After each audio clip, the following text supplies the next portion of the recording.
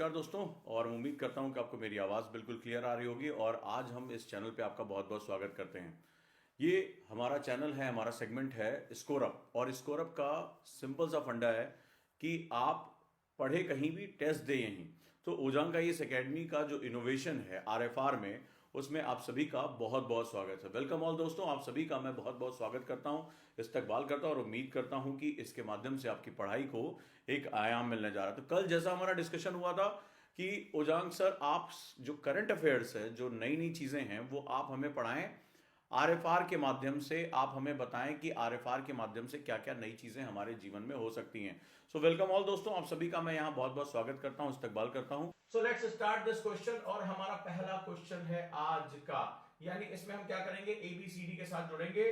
और सबसे पहले हम पहले क्वेश्चन पर आ जाते हैं। ध्यान से देखिए इस क्वेश्चन को और क्वेश्चन का जवाब देने की कोशिश करिए। आज के अखबारों की सुर्खियां है, प्रधानमंत्री मोदी पहुंच चुके हैं अमेरिका और वहां पर डोनाल्ड ट्रंप के साथ बहुत सी बातचीत हुई, एलन मस्क के साथ मुलाकात हुई और तमाम अमेरिका में बड़ी हलचल के साथ गुजर रहा है। अमेरिका इस समय खबरों में बना हुआ है, चाहे वो अपने व्यापार के साथ और चाहे किसी भी चीज के साथ। बहुत सा शय और मात का गेम चल रहा है और अमेरिका और भारत सबसे बड़े रक्षा समझौते की तरफ आगे बढ़ चुके हैं। अब हम आगे बढ़ते हैं कि इस खबर का निहितार्थ क्या है। इसको अगर यूपीएससी का एस्पिरेंट पढ़ेगा तो कैसे पढ़ेगा और उसको पढ़ने का तरीका क्या होगा, और आज की क्लास कैसी लगी, ये आप वीडियो को जो है चैनल को सब्सक्राइब कर लीजिए, बेल आइकॉन दबा दीजिए, लाइक करके मुझे कमेंट में बताइएगा कि मेरा ये प्रयास आपके पूरे अखबार को कैसे कवर कर सकता है। मोस्ट ऑथेंटिक सोर्सेज से बनाए गए क्वेश्चन आपको कैसे लग रहे हैं। तो मेरा पहला क्वेश्चन है, वॉशिंगटन डीसी, जहां पर हमारा जो मुख्यालय है अमेरिका का, व्हाइट हाउस की यात्रा भारत अमेरिका संबंधों के लिए क्या महत्व रखती है। What are the importance of the Washington DC, जो मोदी की यात्रा है, प्रधानमंत्री की यात्रा है भारत अमेरिका संबंध,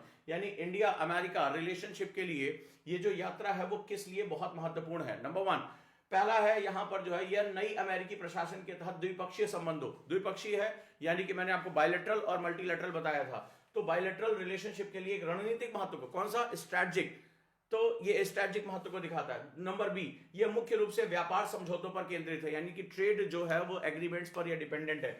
ये सांस्कृतिक आदान प्रदान और पर्यटन को बढ़ावा देने के लिए है, यानी कल्चरल जो है वो पीपल टू पीपल कांटेक्ट की, ज्यादा से ज्यादा भारतीय वहां जा सके, अमेरिकन यहां आ सके, कल्चरल कुंभ मेले में ज्यादा शिरकत कर सके। यह केवल एक औपचारिक राजनीतिक यात्रा है, यानी कि जब कोई भी देश में नया राष्ट्रपति प्रधानमंत्री आता तो एक औपचारिक यात्रा होती है, एक फॉर्मल जो है वो जर्नी होती है। आपके हिसाब से इसका आंसर क्या होना चाहिए?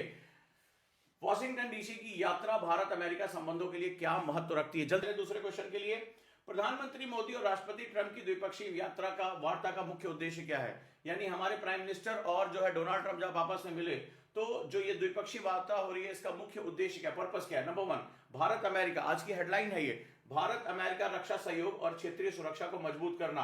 बी, दोनों देशों के बीच व्यापार विवादों का समाधान। आपने देखा कि आते ही ट्रेड वॉर छिड़ गई, बहुत भयानक जो है बवाल आपस में जुड़ा और बहुत ज्यादा जो है वहां पर दिक्कतें आ गई।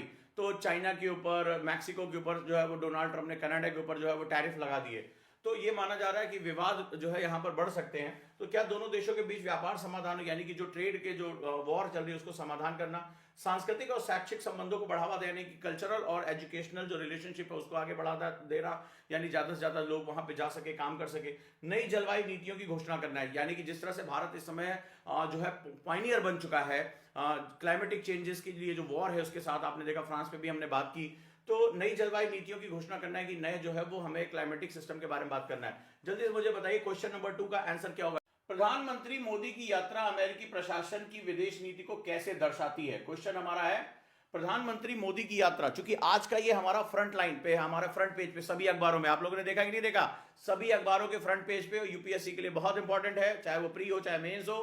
तो ये यहां से क्वेश्चन आने के बहुत से ज्यादा चांसेस हमें दिखाई पड़ रहे हैं। तो चलिए शुरुआत करते हैं, इसको बहुत अच्छे से समझते हैं। राइट, तो अब जरा इसको ध्यान से समझते हैं कि क्या है।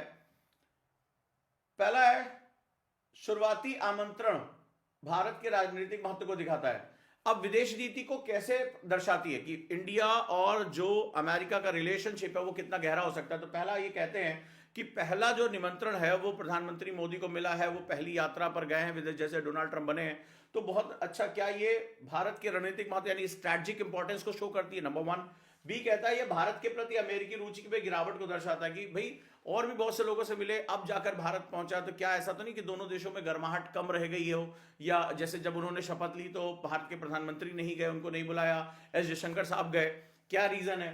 यह घरेलू नीतियों को विदेशी संबंधों पर प्राथमिकता देने का संकेत देता है। यानी कि भारत में इतनी प्रॉब्लम अंदर चल रही है, तमाम तरह के जो है जीडीपी में गिरावट देखने को मिल रही है, संकट बहुत आया हुआ है, और इससे ज्यादा हम बहुत ज्यादा जो हम विदेशी नीति पर बहुत ज्यादा फोकस कर रहे हैं, अमेरिका के साथ बहुत फोकस कर रहे हैं, और वो लगातार टैरिफ कर रहा है, ट्रेड वॉर कर रहा है। तो क्या ये वाकई में ये तो नहीं दिखा रहा है कि जो डोमेस्टिक पॉलिसीज है उसको छोड़कर हम फॉरेन पॉलिसी बहुत ज्यादा फोकस कर रहे हैं, या ये किसी अन्य रणनीतिक सहयोगी की तलाश को दर्शाता है कि भारत ऐसा तो नहीं है कि अब चाइना को काउंटर करने के लिए बहुत से स्ट्रेटेजिक पार्टनर्स ढूंढ रहा है कि चाइना तो अब एआई में भी टॉप पे पहुंच गया है, सभी जो उसने कर लिया है। तो निम्नलिखित में से कौन सा आंसर सही होगा?